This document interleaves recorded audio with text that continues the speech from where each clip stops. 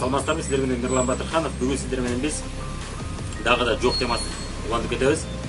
Мына биз иштеп атканда ар кандай адамдардан жок тугабыз, Кимдир бирөөнү биз чакырып атып, жок, мага кызык эмес деген тугабыз. Кимдир бирөөнүн болсо каттайбыз, кызыктырабыз, бирок товарга келип алышың керек өзүң үчүн, бизнес башташ үчүн. Болгону 1000 сомдук, болгону 1200 сомдук. Аны сиздер сен алып аткан продукциялар деп айтсак дагы, ошол адамдарда жокту уккан учурлар болот, Бул жөнүндө жок жөнүндө да сүйлөшүп кетебиз. Ошондой эле мен үчүн жок дагы бул кандай? Адамдарыңыз иштеп атат, иштеп жарым жолдо кимдир бирөө айнытып салды. Же эми баштап атып айнытып салды, болбогор иш, ал жака андан көрүп мынча ишке кир, айлыкка ишке кир, арзуаган айлык болсо 5-6 миң, өмүр бою ошо 5-6 миңге иштей бер деген вариант айтса, ошону жакшы көрүшөт, туура көрүшөт, ошол жака кетип калган учурлар болот.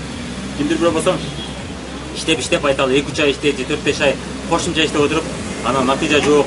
Мен ушунча аракет кылсам, колуман келбейт окшойт деп таштап койгусу келет. Ошол учурда кетип калган учурлар дагы бул дагы жок сөзү да. Кээ бир учурда болот, директор болуп 30 миң 40 миң айлыкка чыгат, анан ошол бизнестин баркына жетпей кетип калган учурлар болот. Азыр мен көптөгөн адамдардан мисалы үчүн ийгилик окуясын жазып атам. Мындай адамдар да аз эмес. Ошолордун бири биз дагы ошондой болуп кеткенбиз бир убакта. Мындан башка бизнестерди мындан артык көрүп, мындан күчтүү көрүп кеткенбиз. Анан бул бизнесте эле сонун бизнес экенин кийин түшүндүк да. Ошондой учурлар да болуп турат. Ошондой болгондо эмне кылсак болот? Жана аны кантип жеңсек болот, Негизинен жок сөзү бизди дайым күчтүү кылат экен да. Ошол эсиңизде болсун. Бизди бул күчтүү кылат. Дайым өзүңүз айтсаңыз болот. Мен жоктуккан сайын мен күчтүү болдум. Жоктуккан сайын күчтүү болдум. Жоктуккан сайын мен күчтүү болдум. Жоктугуп көңүлүм чөккөн сайын мен андан да мыкты, андан да күчтүү болуп баратам. Мен психологиялык жактан күчтүү болуп баратам. Деги эле лидер, жетекчилердин баары ушундай ситуацияны көп көрүшөт да аларчы. Жетекчилер да, лидерлер да ушул жокту көп угушат. Мен айткан жокторду да. Сонун кызматкерлер кетип калат ошол жумуштан, башка конкуренттерге өтүп кетет, башка компанияларга өтүп кетет, башка бизнеске өтүп кетет, өзүнүн бизнес ачып алат, бул жокту көп эле угуп турат да. Бирок ошол мезгилде эки вариант, бирөөсү сынып калуу, анан бизнести таштап, колун таштап, шилтеп, экинчи кылбай коюу. Экинчиси, андан бетер чыңалып, я докажу, ошо кетип калгандарга мен көрсөтөм. Менде болду, 1 жыл 7 ай мурун мен бул бизнеске кайра келгенде, мен көпчүлүк адамдарымды башка командалардан көрдүм, биз иштебей калгандыктан алар көп кетип калган болчу. Кээ бирлер биз иштеп атканда кетип калган бизде, предавать этип башка командаларга. Ошондо мен эмне дедим? Менде да эки вариант бар болчу. Бирөөсү, булардын баары кетип калды, эми кантем? Булар тартып алыпты деп тигилерди жеп көрүп тартып алгандар, кетип калгандарды жеп көрүп жүрүү бир вариант болчу. Экинчиси болсо мен эмне вариант тандадым? Мен айттым, убакыт келет, мен силерге көрсөтөм. Мыкты команда болом мен. Мыкты команданы түзөм, силер суктанып, сыртта тамшанып кала турган болот. Ошол мени таштап кетип калгандарга ырзаланасыңар.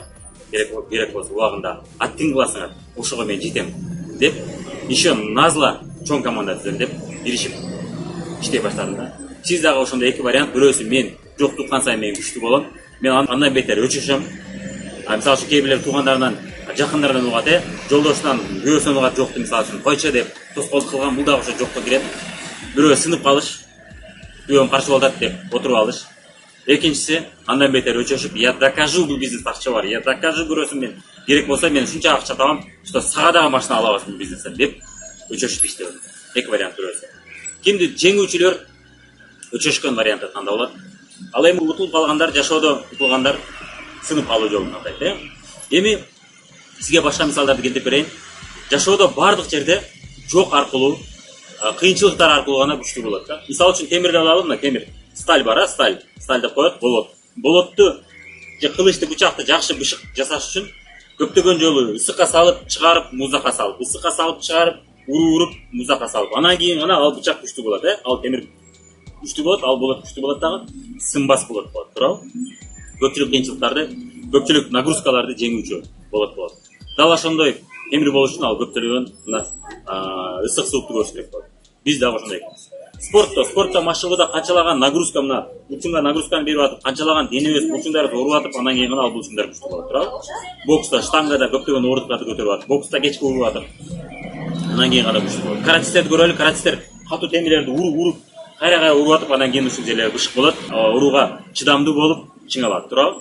Жашоодо деле биз ушундай экен, биз бизнесте да ушундай экенбиз. Ишкерлердин баары, жетекчилердин баары, лидерлердин баары ушул жолду басып өтүшөт. Ишкерлер банкрот болуп атып, ачкан ишканасы иштебей калып атып, өспөй калып атып, анан кийин гана алар күчтүү ишкер болуп чыгат да.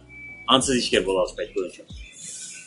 Эгерде ачкан иш эле дароо күчтүү болуп кетсе, ал ишкерди биз күчтүү десек болбойт. Ал эртең келечекте кризис болгондо баткакка батып өзүн өзү таштай берет. Ошондой ишкерлер да бар, Эмнеге алар кыйынчылыкка чыга алек болот. Ошол себептен сиз дагы жок туккан сайын мен күчтүү болдум деңиз. Сиз командаңыз кетип калган сайын, командаңыз адамдар сизди таштап кеткен сайын мен күчтүү болдум деңиз. Кимдир бирөө бул бизнеске ишенбей, өзү ишенбей таштап койгон учурда дагы мен күчтүү болдум барган сайын деңиз. Ал болбосо башкасы келет. Сиз келечекте андан дагы слабый, андан дагы өзү ишенбеген адамдар менен иштечү болуп каласыз. Ошол сиздин адамдар кетип калып атып, сиз эртең жооп табасыз. Кайсы учурда адамдар кетип калат экенин түшүнө баштайсыз. Ошонун баарын көрүп атып анан сиз күчтүү лидер болуп чыгасыздар. Демек өзүңүзгө айтыңыз дайым.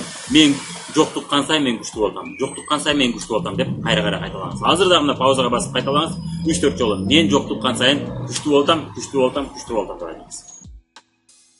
Психологияда мындай экен, адамдар кыйынчылыктан, оорундуктан жана жоктон качкан аракет кылат экен да. Оорудан. Кандайдыр бир нерсе бизге оору алып келсе, мисалы үчүн мына отжимание жасоо бул ооруну алып келет. Чуркоо бул ооруну алып келет да.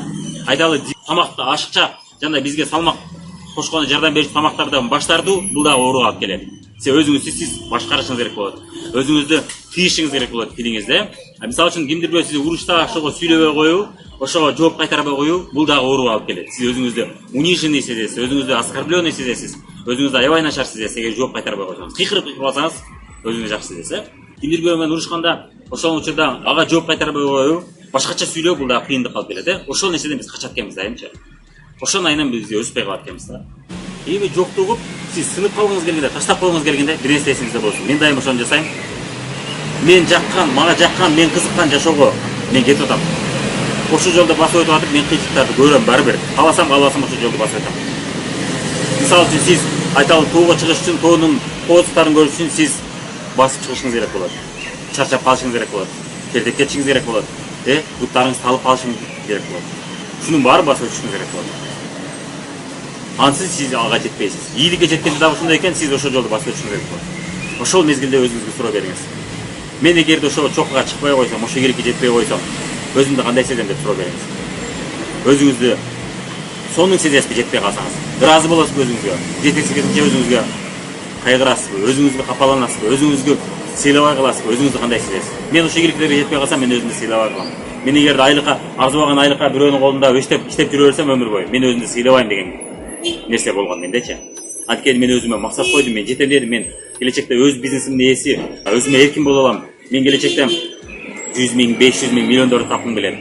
Чоң бизнестин ээси болгум келет. Глобалдуу дүйнөлүк бизнестин ээси болгум келет деген нерсе бар болчу. Сизде да ошондой арзуу тилектер бар, сизде ошондой максаттар бар. Сиз каалаган машинада жүргүңүз келет, сиз каалаган үйдө жашагыңыз келет, сиз чет өлкөлөрдө жүргүңүз келет, сиз каалаган акчаны тапкыңыз келет. Ушунун баарына жетпей калууга сиз чындап эле ыраазысызбы? Чындап эле ошого жетпей калышка сиз макулсузбу? Эгерде сиз ошол жокторду укпастан токтотуп койсоңуз, эртең ушул жасап аткан ишиңизди токтотуп кылбай койсоңуз, жокко сынып токтоп калсаңыз, өзүңүздү кандай сезесиз? Ошону айтыңыз. Ошол суроого жооп берип көрүңүзчү. Неужели сиз ошого макул болосузбу? Мен сынып калдым, өмүр бою, анан өзүңүз айтыңыз. Мен өмүр бою өзүмдү урушуп жүргөн жакшыбы мага, же азыр жокко сынбай, аягына барып коюп, өзүмө ыраазы болгоным жакшыбы деп сураңыз. Кайсынысы жакшы? Мен өмүр бою наразы болбостон өзүмө капа болбостон, өзүмө аттең кылбастан, ошол жашоодо жүрбөстөн, мен ушул кыйынчылыкка чыдап коюп, өзүмө ыраазы болгум келет деген жолду тандадым. Сиз кайсы жолду тандайсыз? Жеңүүчүлөр мына биз айткан жолду тандайт. Ал эми утулгандар болсо, аттең кылган жолду тандайт. Анан аттең кылгандан уялып, бизнести жамандай баштайт, башка бирлер жамандай баштайт, Кыргызстанды жамандай баштайт. Анан шылтоо издей баштайт, шылтоолорду айта баштайт. Менде да бир убакта ошондой болгон, шылтоолорду айткан учур болгон менде. Себеби мен кантип кылышты билбей, жолун таппай жүргөм. Бирок бул убактылуу болгон. Эгерде сизде бул көрүнүш убактылуу болсо, анда бул нормалдуу.